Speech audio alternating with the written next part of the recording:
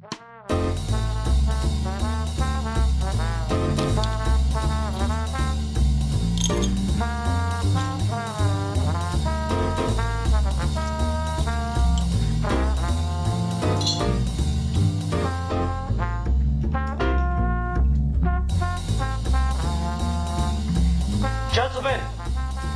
the time has come once again to discuss things.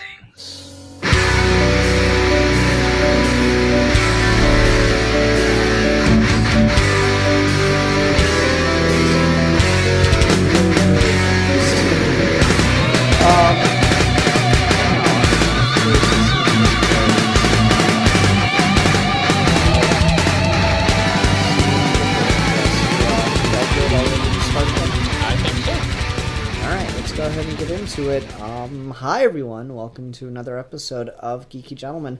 I am Sid Part 2, joining me today is the Comics Kid 2099, aka Ruben DeBard. Hey, what's up? Oh, the usual. So it's funny, Ruben's again filling in for Rasco for a while, and last week we were kind of like talking after the show about like, hey, the only thing I'm gonna really ask you to do is if it's your topic, please show up, because it's so hard to get through a topic when the person that picked it isn't there. And Steve picked the movie we're reviewing tonight, which is Selma, and he's not here. So we're gonna barrel through this. So Selma is a film that came out just a couple years ago. Got a lot of awards buzz. It's got Oprah in it. It's a very topical film, even though it's set in the 1960s civil rights movement. I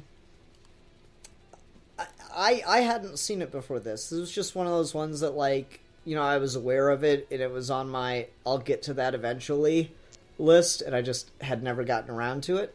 Ruben, had you seen this before? No. Okay.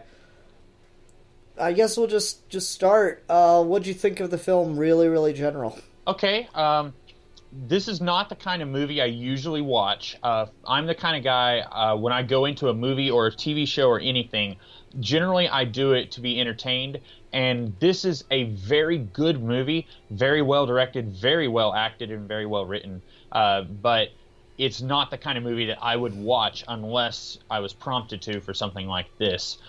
So with that being said, I really liked it.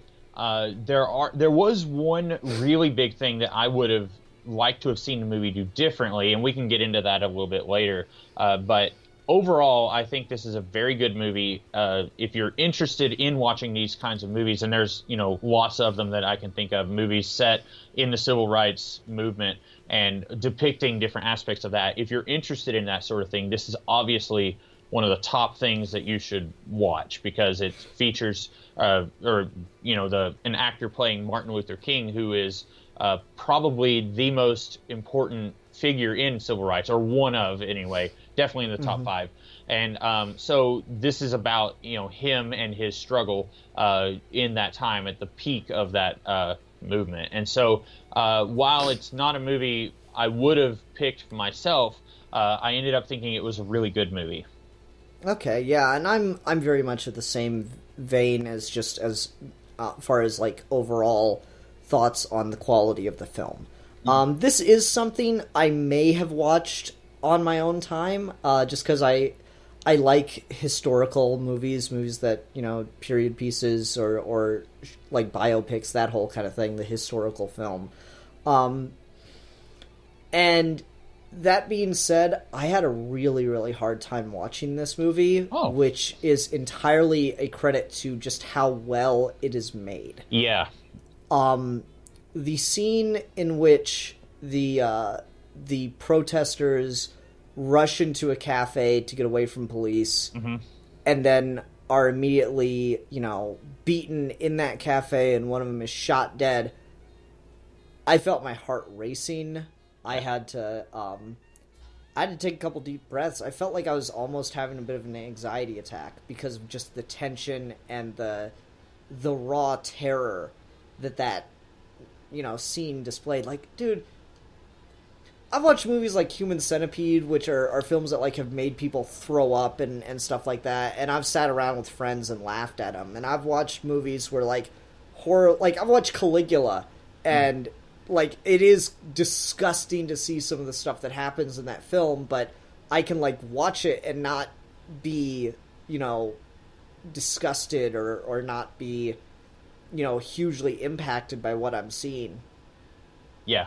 The level of violence shown against the people in this film is just, in the truest sense of the word, brutal, and it's incredibly effective in its display of that.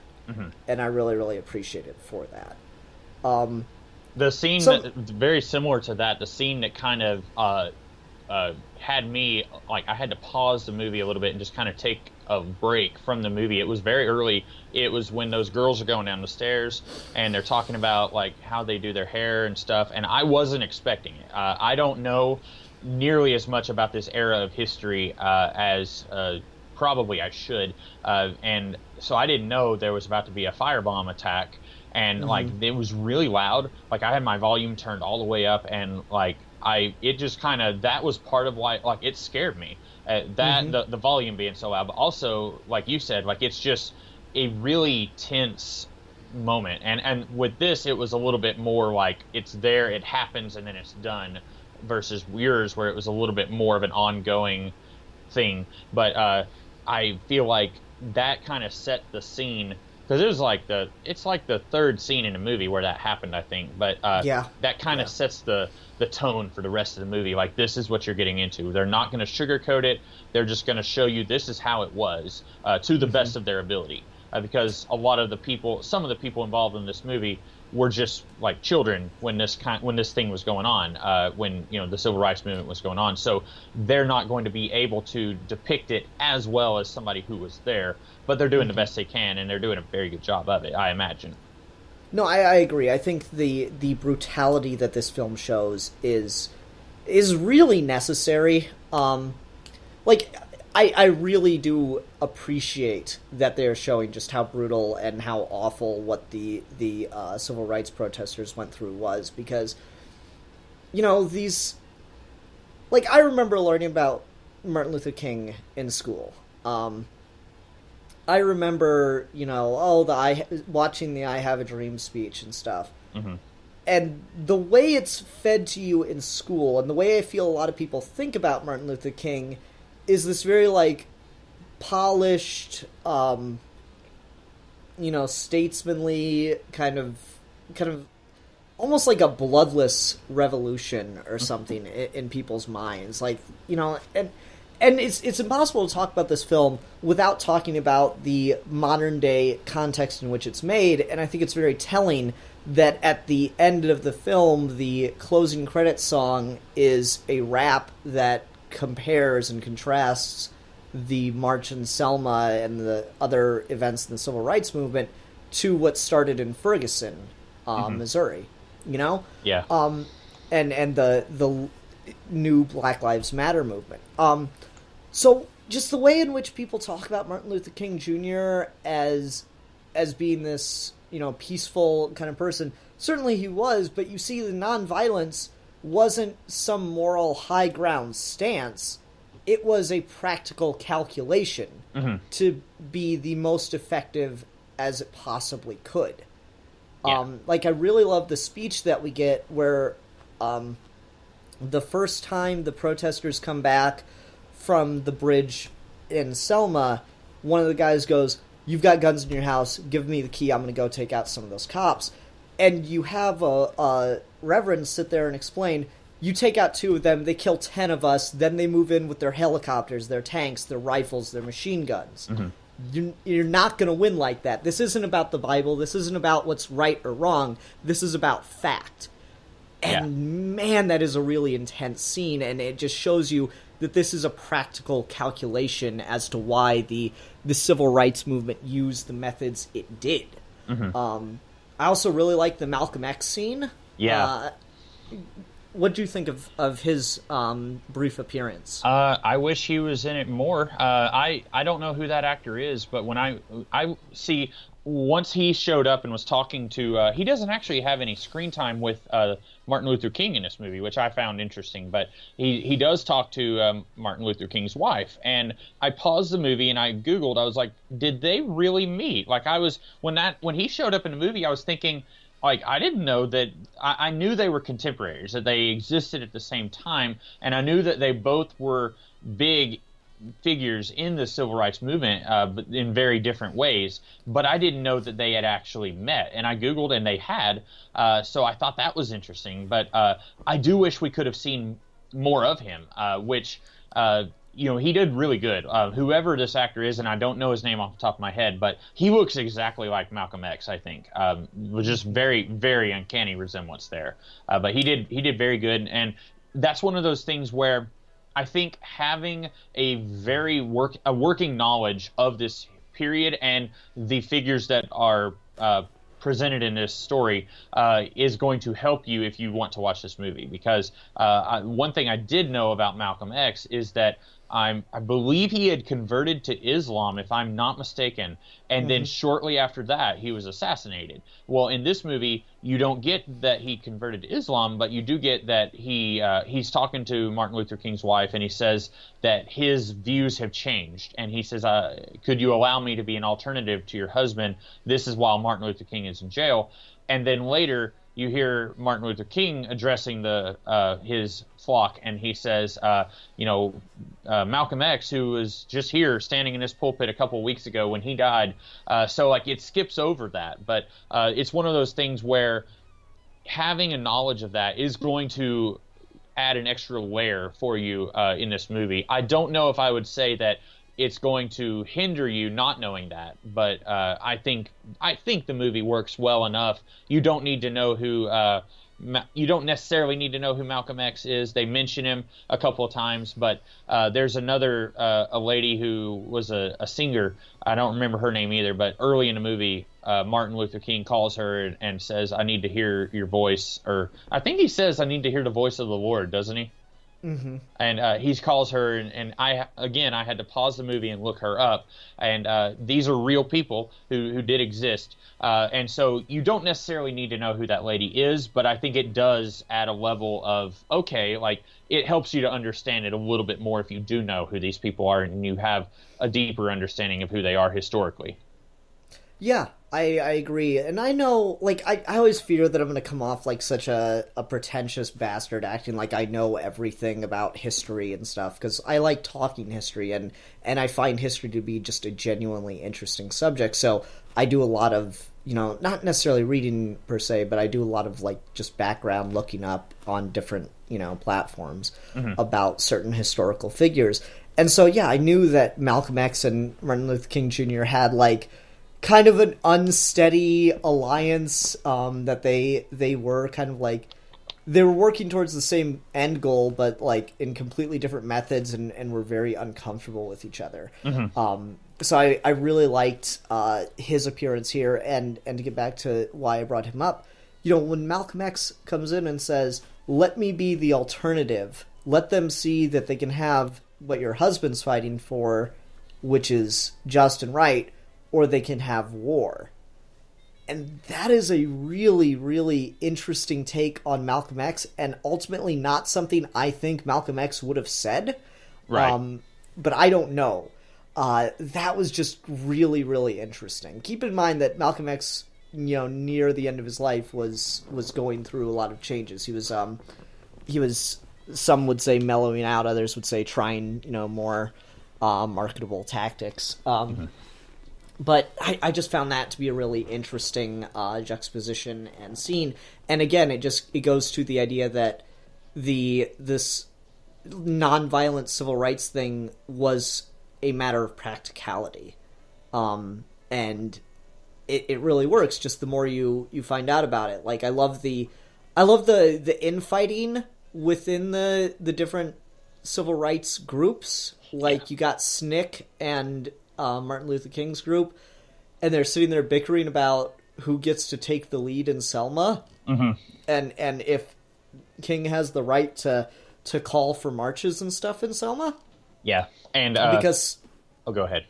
Because SNCC had been there doing all the work. I really like that, you know, it comes down to, yeah, there's rarely unity. There is a lot of infighting among different groups that have different mindsets about what a true solution is, you know? And what I liked about that scene was I found myself on the side of Snick, where they were saying, you guys are going to come in here, you're going to start up a lot of trouble, and then you're going to leave. And I was thinking, like, you know, that kind of sounds like that's what's going on. Like, it seems like just from what this movie is presenting us, that Martin Luther King and his friends here, they will go from town to town and try and make things better, and they will, you know, do things for the cause, but they won't stay there and deal with the aftermath. And these guys, I feel like they had a very valid complaint about how Martin Luther King Jr. was handling this. And ultimately, he was doing a lot of good, but in going from town to town like that, I could very easily see why they were very cautious to accept them in Selma.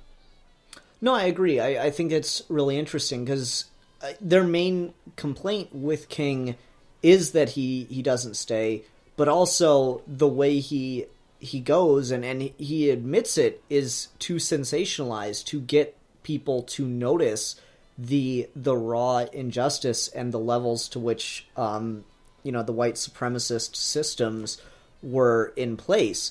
And so, you know, he wanted the media he wanted, on, you know, a very real level, it's not, you know, glossed over at all, he wanted people to see black people being beaten in the streets. Mm-hmm. So therefore, you know, he wanted black people to be beaten in the streets.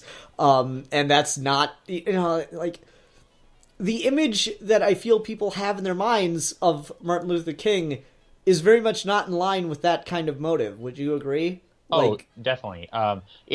And I don't want to say that he was manipulating people. That makes it sound very sinister. But when he's giving these speeches, you don't hear him say, some of you guys are going to get beaten very badly. It's going to hurt. Some of you might die. Like, you know, you don't hear a lot of that in his speeches. He's giving these pep talks and getting them, like, pumped up and like, yeah, let's go do it. And then, like, he doesn't present with them with the possibility that some of them might not make it out. And, like, that happens, you know, that scene you were talking about that really, like, bothered you. Like, he goes and he is comforting that boy's, I think his grandfather. Mm-hmm. And he says, you know, he's comforting him and saying, like, you know, God is crying right now. And, like, I have no doubt that, like, Martin Luther King Jr. would have been very somber, and he would have been there, like, giving a shoulder to cry on after that happened.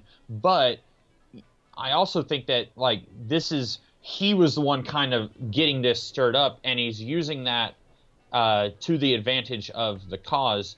And I feel like that's something, it's hard to explain, but it seems like he is trying to get them to that point where people are getting beaten.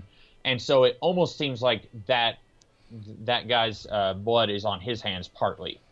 Oh no, I completely agree, and I think that is the point. Is it wanted to dirty the immaculate image of Martin Luther King Jr. Mm-hmm. Like, that's what I feel like it was really trying to do, is just to really show that this guy is not some kind of perfect mythological saint. Like, it's weird. You have in school, when you go to American public school, I feel like you were given very particular images of historical figures. Mm-hmm. George Washington cannot tell a lie. Abraham Lincoln always hated slavery.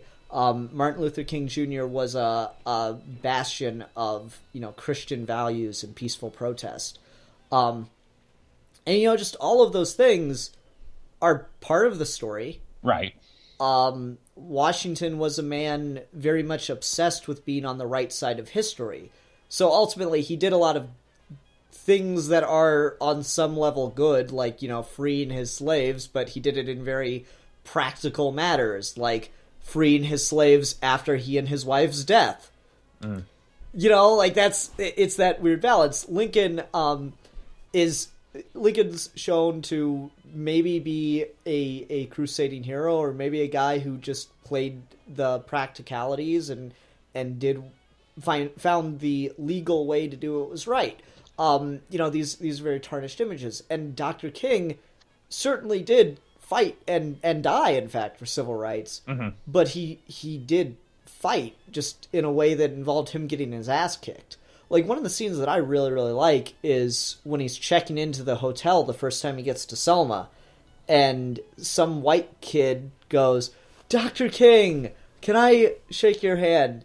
And, like, you see him psych himself up for it, because he knows this is going to go one of two ways, but he doesn't want to be seen as, like, sending off a white kid and possibly ruining some of that good faith.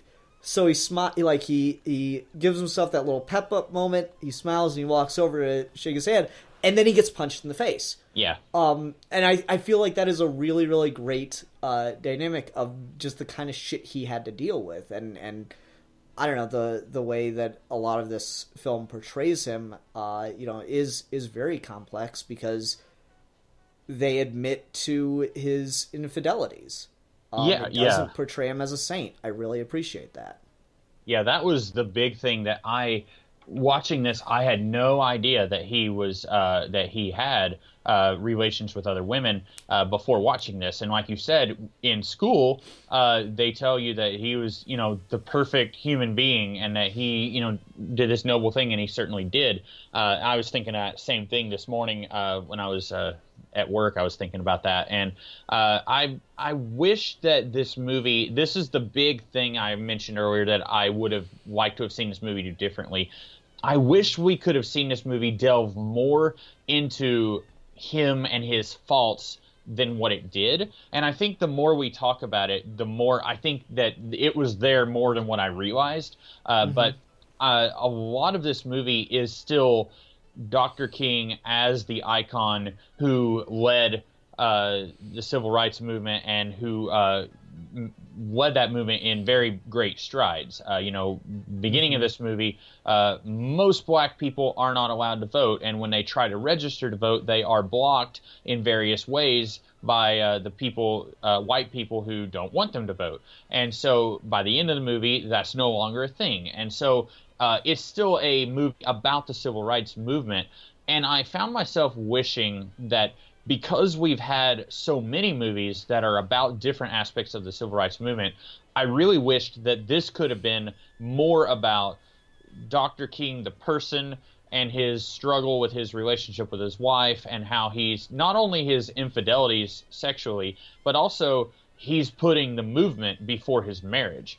There's that one really great scene where he calls his friend and says, let's put the march off for a day. I got to stay home. I need to be here with my wife. And that's a really great scene where he realizes that, even if this is a really good thing that he's doing, it's still putting a strain on his marriage, and it's something that he's going to have to address. And I wish we could have had that be more the focus of the movie than what I feel like it was.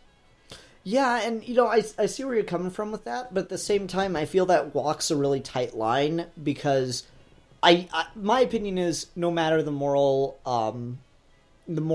complexities, the moral calculuses you make with him, he was still a hero in a way that other historical figures are clearly not. Once you start to actually look into the real history, whether or not he was this shining knight that history is remembering him as is pretty irrelevant, because he did what he was actually given credit for doing, which is not something a lot of other historical figures would actually be able to claim. Top of my head, Paul Revere. So that's a really interesting point, and I don't know, it makes me think about this this guy I knew and was kind of quasi friends with in, all throughout public school, elementary, middle, high school. We kind of we're just often in the same classes. We were often kind of social outcasts. We hung out because of that kind of thing.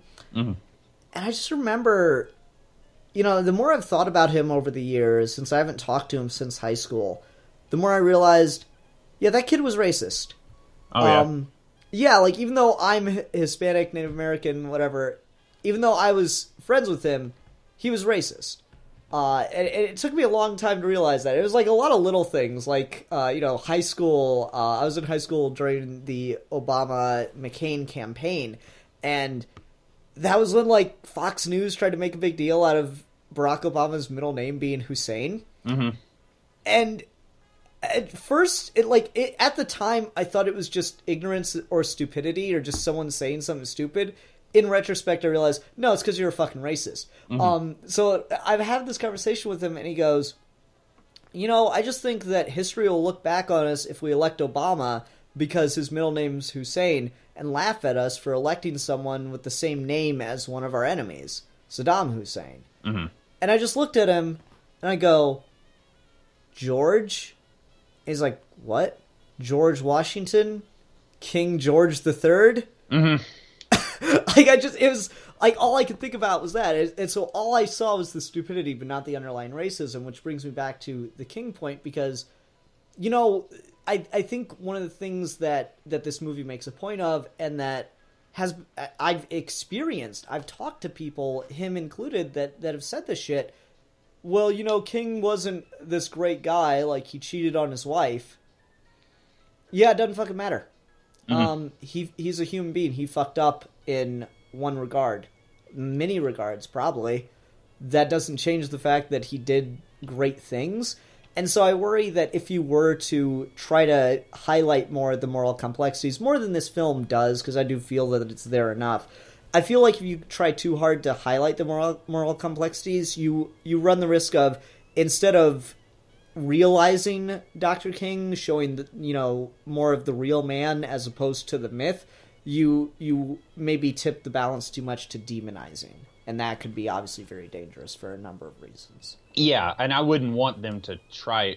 I wouldn't want to see them demonize him, and I don't think anyone involved in this movie wanted to do that. I think it could still be done, but like you said, it'd be very dangerous and it'd be very difficult. A lesser filmmaker would not be able to do it. Mm-hmm. And, just again, the way that this is shot, directed, everything about this just is so intense. Like you said with the little girls, I'd never seen the Birmingham bombing done so ridiculously tragically. Mm-hmm. And it's like 20 seconds. Yeah. You are not expecting that at all. And immediately you just feel the I got the jump because of the explosion, and I immediately wanted to cry in the aftermath. Yeah. That was just so incredibly sad. Mm-hmm.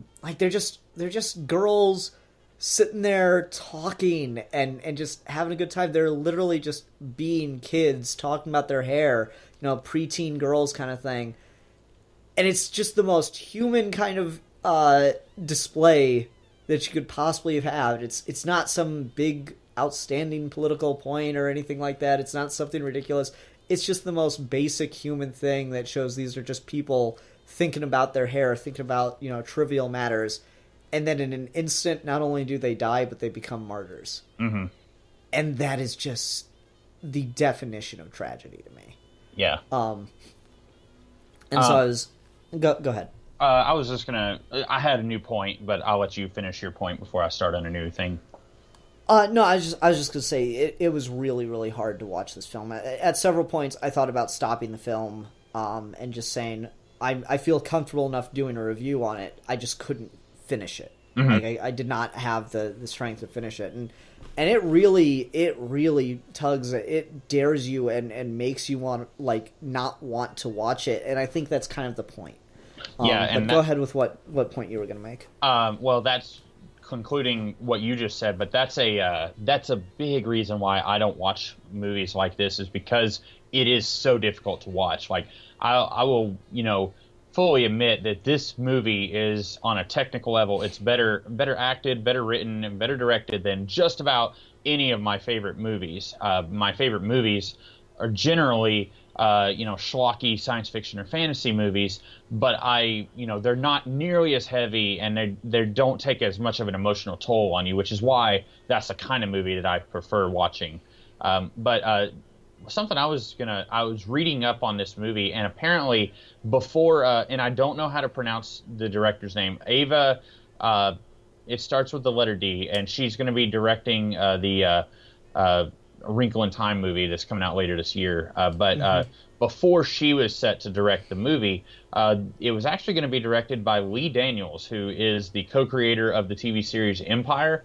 Which I don't know if you've ever watched that. I've seen clips of it. I've never actually watched an episode. It's got Terrence Howard in it, and he's a CEO of a company, and he's got lots of family problems. But apparently, Lee Daniels backed out allegedly because he said that if you can't show the faults of a human being, then it's not going to make for an interesting. Well, no. Let me rephrase that. He was doing an interview where he said, if you can't show the faults for a character, then there's no point in doing that story. And then the interviewer asked him if that's why he didn't direct Selma. And then he said, no, he didn't direct Selma because he felt like he had already said his piece on that. I think there's more to that story than that, because he was set to direct this movie, and I think if he had felt like he had already said what he needed to say about the civil rights movement, he would never have been attached to direct this movie. So I think maybe there was something else going on behind the scenes that maybe he didn't, that hasn't been brought to the forefront. But I do find it interesting that we were here talking about how this movie does go into his faults about his, marital problems and some of the stuff that you don't usually see discussed with Martin Luther King, and then he was talking about how that's something that needs to happen in order to make it worth telling that story. Yeah, that is really interesting. Maybe he wanted to go into it more. That's an interesting little head scratch kind of thing, or maybe he wanted to highlight it more. Honestly, like I said earlier, I feel this film displays it in just the right way. Mm-hmm. Where it shows you the faults, but it shows you his justifications and reasons for them, and lets you decide if it's worth it in the end. Mm-hmm. And I think the way that it lets you decide if it's worth it is it shows you the brutality. It does not shy away from the brutality at all. And so, honestly, it's interesting to connect these two, because I think that's why I was able to finish it. Mm-hmm. Is because, just seeing recreations of the brutality, even interspliced with actual footage of the brutalities taking place, I felt like I owed it, mm-hmm. To the people who suffered, because, I'm half Irish. I would maybe not be able to vote if not for these people. Mm-hmm. That means something to me. So even just a representation as difficult as it is to watch, I feel like, you kind of owe it to him. And so again, if King cheated on his wife or put people in the line of fire just to try to get people that had the power to do the right thing, and you find that to be an objectionable moral calculus, maybe, but what would your solution be? Because we get a range of views on what should be done, mm-hmm. At this time. We get people suggesting all kinds of things. You get Lyndon B. Johnson, who I would say I've heard. I haven't done a lot of research on Johnson myself, besides the fact that I know he pulled out his massive penis as a power move just in meetings. But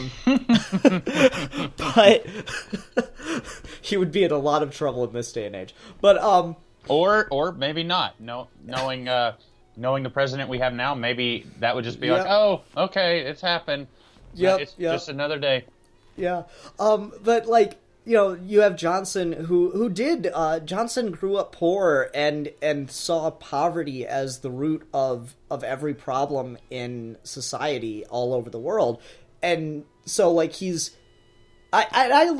do legit believe that about Johnson. But he's too focused on that issue, and he and Kennedy had the whole philosophy of, oh, well, a rising tide lifts all ships. Yeah, or it drowns the ones who are, leaking. Mm-hmm. That's an interesting little point. He's like, yes, in concept, helping everybody that's in poverty would help oppressed African Americans.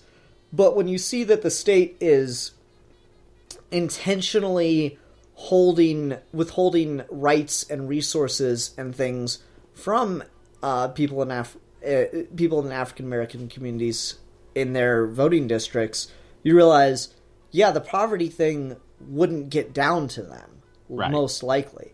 And then you've got the SNCC movement, who want to do grassroots, community by community organizing, that don't want a national movement and want to just get people to keep being persistent and get the rights to vote. And that's, interestingly enough, something that's going on today with the Black Lives Matter movement. And, you see why they think what they think, and how they don't like the idea of one person getting to show up and decide the course of things because they're playing a greater game.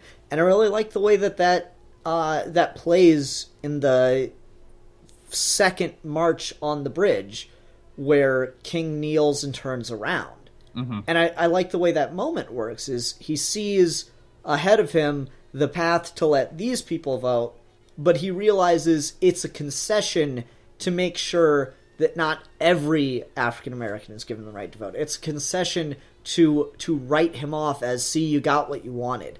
Mm-hmm. And so he turns around, and they want to wait and go back when they can do it harder. And so, like, that pisses SNCC off, because they've been working to get this community the right to vote, and a national leader just took their opportunity away. I found that really, really impressive and interesting, because, everybody's kind of right in their own way. Johnson is right. Poverty is a bad thing. The SNCC movement is right. Grassroots activism is very, very important to a national movement. You can't always expect change from the top down, like King ends up getting. But ultimately, King made the calculus that he made, and history gave him the victory. Mm-hmm. Getting back to Lyndon Johnson, I had no idea that he grew up poor. And so watching the movie, this is getting back to what I was saying about, like, knowledge of these historical figures may improve your viewing. Now I'm going to change my statement and say, yes, it definitely will improve your viewing, because watching this movie, when I had absolutely no knowledge about Lyndon Johnson, when he said, well, that's a really good thing that you're working on, Dr. King, but right now we really need to focus on poverty, I kind of just saw that as like a jerk move. Like, I'm a racist old white guy and I don't really care about what you're doing, so I'm going to pretend like what you're saying is important, but really I'm going to say we should work on this right now. And then if it wasn't poverty, it would be 100 different other things. So knowing now that he did grow up poor, I think that does put a new angle on him, and it makes it seem like he wasn't just being a jerk and just deflecting and trying to, let's stop talking. Like, because when he's talking to his aide, he says, I thought we were done with this. And so it does make it seem like he doesn't care about what Martin Luther King is working for, and that he just wants to, I just want to be president, and I want to have this famous guy who just won a Nobel Peace Prize at the beginning of the movie. Like, I just want to have this guy who won a Nobel Peace Prize, sitting in my corner. Like, that's what it seems like from the movie, and I definitely think they are halfway going towards that. And I was reading up on this on Internet Movie Database, and there were some people who think that Lyndon B. Johnson was not overtly racist, and that he was a little bit less reluctant than what this movie paints him as. I've heard people that like have more knowledge of Johnson than I do say that that this movie does, vilify him a little too much, and the way this movie portrays him is he's a guy with some progressive views, but some still racist views. He uses the word nigger like 2 or 3 times in this. He does have some regressive racist views, and ultimately he makes the choice he makes so he can be on the right side of history, which, to be fair, at least by the end of the movie, they show that he cares about being on the right side of history. So he's able to recognize the importance of the movement, even if he's not able to prioritize it. Johnson is really an interesting historical figure in my mind, because yes, he grew up poor, and there's this anecdote about him and some other statesmen visiting a foreign country that name escapes me at the moment, and they see a bunch of children running around in ragged clothing, and one of the statesmen says, "Oh, look at these kids, they're wearing rags." And Johnson snapped at his ass and said, "Those aren't rags, that's patched clothing." Mm-hmm. Because to him, that's what he had said growing up. "I'm not wearing rags, this is patched clothing." Yeah. And so that is a really, really interesting perspective. And also, the civil rights movement in regards to Johnson being president, Johnson was a Southern Democrat his entire career. Mm-hmm. And the way he made a name for himself was by, more or less, stopping any precursor to the civil rights movement any way he could in the Senate. So that he is the president that signs the Civil Rights Act is a fantastic historical irony. Yeah. And it's really, really interesting to look at Lyndon B. Johnson's portrayal in this movie and realize that, maybe you could maybe make the argument, and people who know more about Johnson than me feel free to, you could say that this movie vilifies him too much. I think this shows a realistic old white man in the era who is kind of progressive in some ways, but has internalized racism, even if he doesn't want to admit that to himself. Mm-hmm. And I think that's fair. And just a completely off topic, Tom Wilkinson, who plays Lyndon B. Johnson, I think in an alternate reality he would have made a fantastic Perry White if they were doing a Superman movie right now. He has that, like, it's hard to describe, but he has this southern charm here. Like when he's talking to Dr. King, like even though he was just not yelling, but he was kind of like, "Oh, come on, why do I have to deal with this?" Talking to his aide, like when he's talking to Dr. King, you can tell that he doesn't want to be antagonistic with, like he wants Dr. King to be friends with him, but like he said, I don't remember if it was him who said it or if it was Wallace who said it, but when he says they should be getting in line with us, not the other way around, like you can tell that he does want to be friends with this guy, and like I just think he'd be a fantastic like father figure, grumpy, kind of perpetually angry editor-in-chief if they were doing a Daily Planet type movie. Mm-hmm. I could see it. He acts the role really well. It is, so often in movies when someone has to be, the racist character, they really do overplay it. And sometimes I think that's an underconfidence in actors, because they don't want to come off. If they fear that if they play it too subtly, then they'll come off as flat and not recognize the importance of the kind of views that they're dealing with. Mm-hmm. So I feel like a lot of actors really oversell racism. And while certainly there will always be, unfortunately, people of really disgusting mindsets who, feel comfortable saying like racial slurs in the street and stuff like that, I feel like the face of racism is the lock your doors when you see a person of a different color than you walking down the street. Mm-hmm. I feel like that's what racism truly is. That racism is pervasive and it's underlying, and so other things no matter what moral argument someone makes from the oppressed point of view in a racist issue, it doesn't matter how well those morals line up with another person if racism is underseating their thought process. Mm-hmm. If that point makes any sense. I don't know, it's kind of vague and hard to wrap your head around. I'm having trouble expressing it, but hopefully I got something across there. Yeah, and racism, I think a lot of people will think of it as like it's this very overt thing of the past, of like pretty much every racist white character in this movie, it's not subtle. Like, mm-hmm. at the beginning of the movie, whenever we're seeing the first march, where they're all going towards City Hall, like all the white people who are looking at them, they cannot hide their disgust. And so a lot of people think, well, that's what racism is. It's a very overt, very obvious thing, but there's levels of it. Like you mentioned, like locking your door if you see someone of a different color. And there's also, just like you said earlier, your friend, not your friend, the guy you knew in high school who, like, it took you a while to figure out, wait a minute, that guy was racist. Like, a lot of times it's masked and you don't necessarily pick up on it. It takes a little bit of, like, you have to kind of look deep to see it. Someone, a lot of times, it's not a joke, but if someone says, I'm not racist, but, then you just need to stop them right there and say, no, you probably are. You don't need to finish that sentence. Like, that's one of those things. Like, people will say, well, I've got one black friend. I'm not racist. Like, okay, that's enough. You don't have to, like... Yeah, once you start citing your black friends is when you start to get in a lot of trouble, I find. Yeah.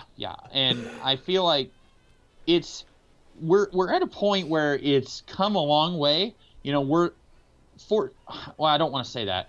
We're not seeing it quite as institutionalized as it is presented in this movie, but at the same time, there's so much further that we have to go. And I feel like, even like 15 years ago, I feel like I could have said we were further than what we are now, which is a real shame. And that's why, you were saying this movie is topical. It certainly is. There are so many ways where seeing this stuff happen in this movie, and you see a lot of that kind of happening now, today. Oh, definitely. And that's the thing I really liked about it, is this is almost a movie meant for the people who have that polished view of Dr. King, but most specifically, it is meant for the white people who have a polished view of Dr. King. I'll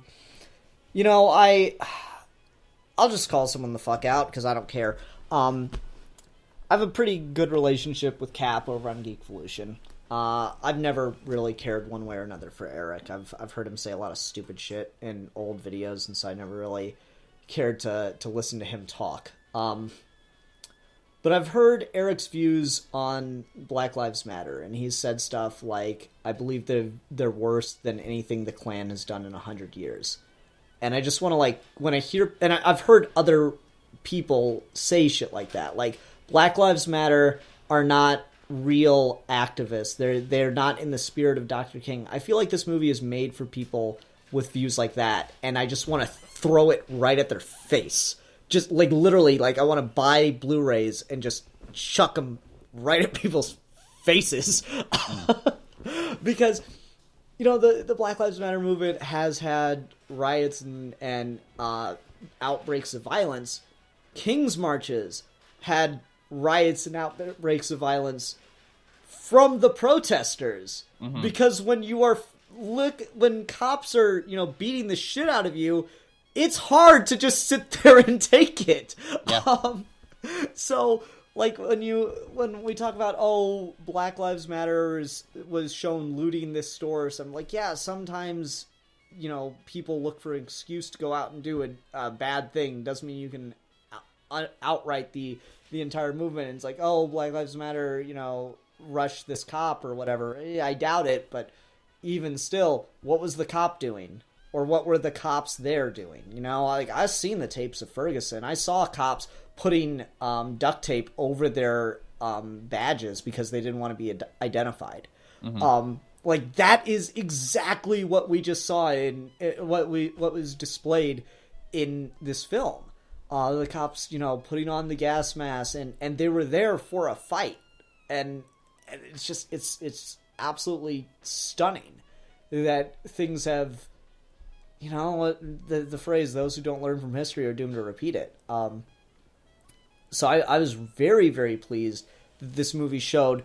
No, you see, the image you have in your mind from school about what Martin Luther King did is not right. It wasn't sit-ins and then peaceful arrests or just getting fire hoses turned on them. No, it was life-changing, brutal beatings, and people literally died. And that is the same thing that is happening now. And is every police officer a racist, power-tripping bastard? No, I legit think that some people join police forces because they legitimately want to help. They've been conditioned by society to feel like that's a great way to help others. But it doesn't change the fact of systemic issues like racism working their way through these systems. Mm-hmm. And I really appreciate this movie for handling that, and I feel a very nuanced and again brutal way. Yeah, and I'm very curious how this kind of like would this have been handled in the same brutality? Would it have been shown this way if Lee Daniels had stayed on the movie? I don't know. I'm not familiar enough with Lee Daniels as a director. Yeah, neither I've heard of Empire, but I've never watched it. You know, right? I also I was kind of surprised that Oprah was in this movie, and I don't want to say surprised because wasn't she in? I may be about to open up a can of worms. I feel like she was in something else around this time that was also a civil rights movie, and I could be just wildly off the mark. I'm gonna see if I can look up. I'm not aware of anything else. Wait, she might have been in. Was she involved? She might not have been in The Butler, but I feel like she was involved with The Butler. I'm looking in at some it way, now. shape, or form. It was she's listed as part of it. I don't know what she did with it, but she might have been a producer. But that it looks like she was in that, and that was Lee Daniels. So I didn't. Okay. But yeah, that's because when I saw her, I thought, is that Oprah? And she's also going to be in that Wrinkle in Time movie that's coming out. So I guess Ava, whatever her last name is, probably had a good impression of Oprah working with her on this briefly, and so wanted to use her in a bigger way this year. That's true. I don't know. It's interesting to see her because she's obviously so successful. She doesn't have to be in anything. She just gets. She's at that level in her career where she can choose to be in things because she wants to, because she feels like she has something to add. And I really liked the scene with her at the voter registration desk, and you just see how absolutely ridiculous the voter tests were for black people. Yeah. That is just great. I really, really like that scene. And that's really early on in the movie too, which is just really cool. What else? Because, like, I don't know, what I like about that is, like, they tell you why people weren't able to get registered to vote. Like, there was Jim Crow, but it's different to, like, see it dramatized in that way. Because, you know, I'm sure someone had all that information because they tried so many times. They had all that information in their head. But it just seems like it was probably so many people tried and they were asked just simpler questions by comparison and they still couldn't do it because, I mean, I don't know, like, all of the elected officials in my district right off the top of my head. Like, I know Jim Banks and I know, like, Todd Young and Joe Donnelly as my two senators. So I know my House representative, I know my two senators. I don't know, like, a ton of people in City Hall besides my mayor. I couldn't do it. I just know for a fact I'd probably not be able to pass certain tests like that. Oh, I definitely wouldn't. There's a movie that I saw when I was in high school in history class, and I wish I could remember the name of it because it also tackled this. It was very similar to this, actually, except it didn't have Martin Luther King Jr. in it. It was about a group of younger black people adopting nonviolence as their, their modus operandi, and about how, and one particular guy who was a little older, who was kind of introducing them to this idea, he said, one of them said, so how long have you been nonviolent? And he said, I'm not nonviolent. I practice nonviolence as a way to get what I want, But and then like the way he said it is very similar to what you were saying about how Martin Luther King wasn't himself like nonviolent. He was just using that as a tool. But in this movie that I'm thinking of, and like I say, I can't remember the name of it, but at one point when there were people who were trying to register to vote, the white people would ask them how many bubbles in a bar of soap. And of course you can't answer that. That's a ridiculous question. There is no right answer to that. And so I feel like that even made it, and I'm sure that kind of thing happened. Like, if they did like Oprah here, she had all the correct information. She was able to recite the Bill of Rights. And then he asked her how many county judges in Alabama, and she answered correctly. And then he still declines her form. And so like, I feel like, something like that where it's like, well, okay, then how many bubbles are there in a bar of soap? Like that just shows like, okay, even if you do it correctly, we're still going to say no. Mm-hmm. Yeah. It just shows the absolute ridiculousness of, systemized institutional racism, because it doesn't even have to be that direct anymore. There are just a lot of things where systems are meant to just wear you down. So, it's easy to get angry and punch someone who's about to attack you, relatively speaking. That is an easy thing to do. But you promise someone their day in court, and you make them run a marathon to get there, and you just cut them off and make everything an uphill battle. It just drains you. It takes everything away from you. Bureaucracy is probably the greatest weapon against the human spirit I could possibly imagine. It's ridiculous the way it just drains the hell out of you. Like, it's funny that I go to this, but it just comes to mind. There's that episode of Batman the Animated Series that I really don't like called Joker's Millions. And there's like a line in it where Joker says, "I'm crazy enough to take on Batman, but not the IRS."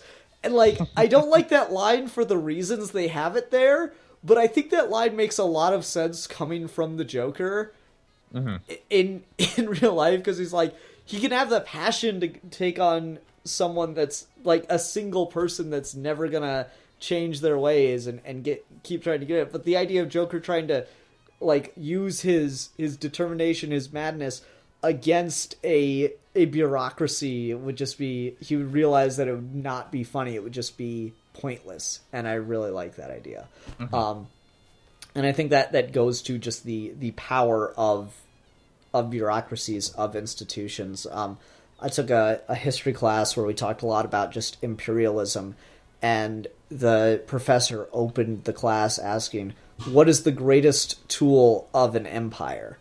And so, since we're talking about 19th century imperialism, a lot of people are like, oh, probably the British Navy or the establishment of colonies to keep getting supplies through, blah, blah, blah. And she's like, wrong, wrong, wrong, wrong, wrong.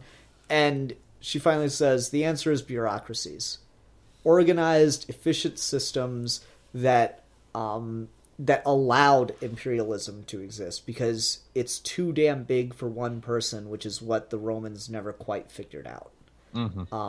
And so the empires that were going on in the 19th century functioned because of developments of bureaucracy, and those developments have trickled down through the years and are present within American institutions. One thing people don't talk about enough in school, and I feel like they should, did you know, like, let's do a little history test here. Did you know, Ruben, that Hitler was a big fan of American Southern laws? I did not know that. Yeah, he based a lot of the anti-Jewish laws in Nazi Germany off of existing U.S. laws related to black people. It makes a lot of sense. Yeah, there's like this one, it's called like the 1% blood law, and it has to do with like identifying who's a Jew, who is black, kind of thing. And it's like if you have 1% of your blood, so all you have to do is have one distant relative who is black or one distant relative who's a Jew, and that counts as 1% of your blood, so then therefore you are a Jew.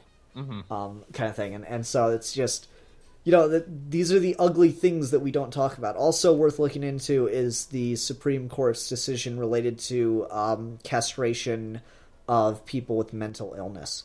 Hitler was a big fan of that too. Oh, yep. So it's history is cyclical. We keep saying that, and no one wants to listen because this time it's different. It never is. Oh man. But this movie, I feel like it does a great job of tackling and juggling and handling a lot of these complex issues, and just sells it all really, really well, in my opinion. Mm-hmm. Yeah, and it's got a really great cast. The actor who plays Martin Luther King, I feel like every time I look him up and look up his filmography, I keep thinking like he's been in a bunch of stuff that I've seen. No, this is the second movie I've seen with him. Other than this, it was Rise of the Planet of the Apes, and that's the only other thing I've seen with him. But he's really good here.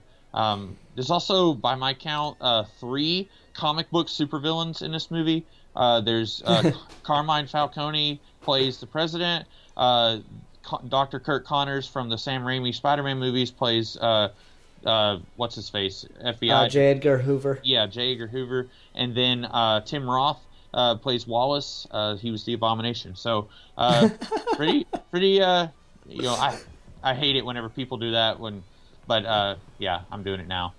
No, it's cool. It's interesting to see the way that like the superhero movie craze is like kind of spun your views on that on actors and recognizing them from things. Mm-hmm. Let's talk about George Wallace because we haven't talked much about him. What do you think of the portrayal of George Wallace in this? Well, I think Tim Roth, he does a pretty good deep Southern accent. I'm from the South, and so a lot of times I will see movies or TV shows try to do a Southern accent, and I just roll my eyes. A good example would be like Anna Paquin from the X-Men movies. I think that she was just doing a very cartoonish portrayal of a Southern accent that I didn't feel like was very realistic. But then I think that a lot of the accents here, they may be a little bit over the top, but I think they still feel just within the realm of realism. They don't. At no point was I rolling my eyes at any of the accents here. I think that Tim Roth is actually British, and so I think he's doing a really good job of not sounding like he's from Great Britain and doing the Southern accent here. But I was reading up on him, and apparently he also eventually. You were talking about being on the right side of history. Eventually, he kind of changed his stance on racism, and he, I think, he made several cabinet positions for Black people, like a huge number in the 80s. 85, I think. So it would have been about 20 years after this. But I think that's interesting that here he's the closest thing to just a full-on villain that this movie has. But then in real life, he eventually was, moving in line with this cause. It took him 20 years, but, he was eventually... Yeah, how funny is it that, like, Johnson throws, we need to be thinking about 1985 at him, George Wallace is one of those interesting people who, like, okay, there are undeniably people throughout, let's just focus on American history, who did the right thing specifically to be on the right side of history. I think George Washington is like my go-to for that. George Washington was a man very much obsessed with his legacy, and so he did a lot of things that are just kind of like objectively good things, like freeing his slaves and stepping down from power as the president, stuff like that. Just in retrospect, it's hard to argue that those aren't good things, but like when you look at the particulars, you realize why he was doing them is because he was obsessed with his image. Mm-hmm. Johnson, I think, did objectively good things regardless of their historical importance or him being obsessed with his legacy. And then some things I think you can argue he did because of his legacy. So I think he's kind of in the middle. George Wallace, the more I look at that dude, the more I think about that dude, this is the guy who got arrested, if I'm remembering correctly, this is the guy who got arrested for trying to stop integration. Like, he was... God, I'm gonna feel stupid if I'm mixing up guys, but there's the infamous scene of black students wanting to go to school, and the National Guard had to escort them in, and George Wallace was standing in front of the door saying, "I will not let you in. I will, even though I'm governor, I will go to jail before I let you in." Mm-hmm. And he ended up like going to jail for that.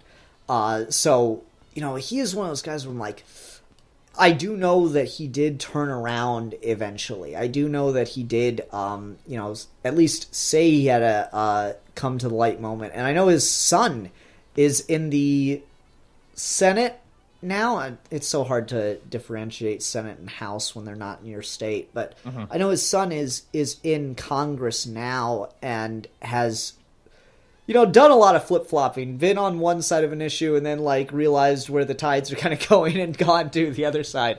Because apparently he learned how to hop around faster than his father did. Doesn't take him 20 years. So George Wallace is one of those guys I don't really know what to make of him. If he was a bad guy and he actually converted, or if he wanted to try to salvage his image later in his life. Yeah. And this is something that I need to be very careful how I say this. When I think there are some people who they said and did a lot of racist things, but as they got older, they realized that what they did was wrong, and not just because everyone else it could be that George Wallace was like, oh well, everyone else is okay with black people now, I guess I better pretend like I am too so that they don't all hate me. I don't think it was that. I think that growing up in this era and in this area, I think that if you were raised to be racist, it was very hard to shake that. I live in the South, and like there are people I know like who are just a generation older than me who they have some tendencies. They're not willingly racist, but they have tendencies that certainly make them seem like they are. They will occasionally say something, and I'm thinking like, shut up, that's not something, shut up, like stop talking. Like I just want to say, hey, look, that's really not cool. And like they're not meaning to be racist, but they come from a different era and they were raised in a different way, and it takes a lot for them to get rid of get out of that mindset. It's just, I guess their mind is still clouded, if that makes any sense. No, I agree. I think that prejudices are pervasive. All beliefs are not necessarily beliefs we choose. Steve has a good example of this, and I really like it. You don't necessarily choose what you believe, because if that were possible, if you did believe that you could choose whatever you believe in Santa Claus right now. You can't really do the mental gymnastics to make that 100% a thing. You can say you believe in Santa Claus, you can do all the things that indicate to the world you believe in Santa Claus, but deep down, I'm pretty sure you don't actually believe in Santa Claus. So racism, you can say that you're not racist, but there's this underlying pervasive thing. And so, end of the day, everyone has hang-ups on different things. I don't think that's news to anybody. Everyone has their hang-ups. It's more about recognizing that and what you do with that than it is about whether or not you have the hang-up. And again, it's recognizing the pervasive element and dealing with it. And I feel like, a lot of right-wing conservative views is, no, we just shouldn't have to deal with it. Life's working out this way. Let's just not question it. And that's basically with anything. But you see how it becomes a problem, and how racism tends to fester in a conservative viewpoint in a way it doesn't in a progressive viewpoint. And that's not absolute. Plenty of progressives are racist or bigoted in a number of different ways. I can't tell you the number of times I've heard someone who claims to be a liberal say shit like, oh, you should have to take a test to be a parent. I'm like, yeah, fuck you. So there's stuff like that is definitely worth thinking about. And I don't know, I guess the view I always go back to is ignorance is not equal to racism, but it definitely empowers racism. Oh, yeah. Or just more generally bigotry. So it's about becoming more open-minded, more accepting of your faults and the faults of others. And yeah, it doesn't necessarily make you an evil person. It's what you do with your internal biases and how you react to them. Mm-hmm. So, now that I've solved racism, 2018 is off to a great start. Yep, just solved racism in the first month. Not bad, if I do say so myself. All right. You got anything else you want to talk about with Selma? I don't think so. I think we've pretty much dissected it pretty thoroughly, I think. Okay, cool. You know, I was really happy with this discussion. Like I said, it's kind of hard to know what to talk about, especially when the person who picked it isn't here. But Ruben, I know for a fact on your channel you don't go into politics a lot. But I was, you did a really, really good job. You sound like you're very knowledgeable about this kind of thing. Well, thank you. I try very hard not to put my foot in my mouth. That's something that's just a small reason why I don't get into it a lot on my channel. But like, I'm always afraid I'm going to say something like earlier. I don't remember what I was saying, but I was like, oh, whatever I was going to say, I was thinking it's going to sound like that I'm excusing racism, and I do not want to do that. But whatever it was, I was trying, like, sometimes if I let myself get carried away, I'm like, oh, I'm going to say something that's going to sound bad, even if I don't mean it that way. No, I understand that. That is always a really, trippy thing, and we exist in a culture now where if you say anything just slightly wrong, doesn't matter the context, you can be, like, ruined for it. So I certainly understand where you're coming from. But, we get very political here on Geeky Gentlemen very often, and we make no bones about it. So I was very pleased that you were able to roll with the punches. Thank you, sir. Yeah.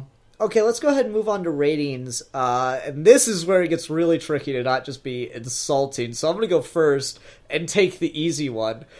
I'm going to give Selma 5 out of 5 grits that need some stirring. Okay. All right. Now, think of a noun that is not horribly insulting. Yeah. Okay, so because Dr. King was a preacher, I'm going to say 5 out of 5 churches. There you go. Just a church in general. There very wholesome. All right. I could have said dreams. I have a dream. Oh, man. I wasted it. Damn, you wasted it. Yeah. You'll never get that opportunity again. Okay. Let's see here. You picked our last discussion topic, correct? So, yep. And Steve picked this, but wasn't here for it, so whatever. Now it's my turn. I kind of wanted to talk just about tragedy, but after this, I think we need a lighter topic. Again, we need to kind of lift spirits a little bit more. And something else that's been floating around my head, even though we just did a top 10 list, I want to do another one. Let's do top 10 silly movies. Ooh, okay. Yeah, just silliness. Just goofy silliness, because I've been watching a couple lately, so that should be a fun list. All right. Everyone, thank you very much for watching. Until next time, I'm the Philosopher. And I'm the Comics Kid 2099. And we are your Geeky Gentlemen, and we will be discussing things.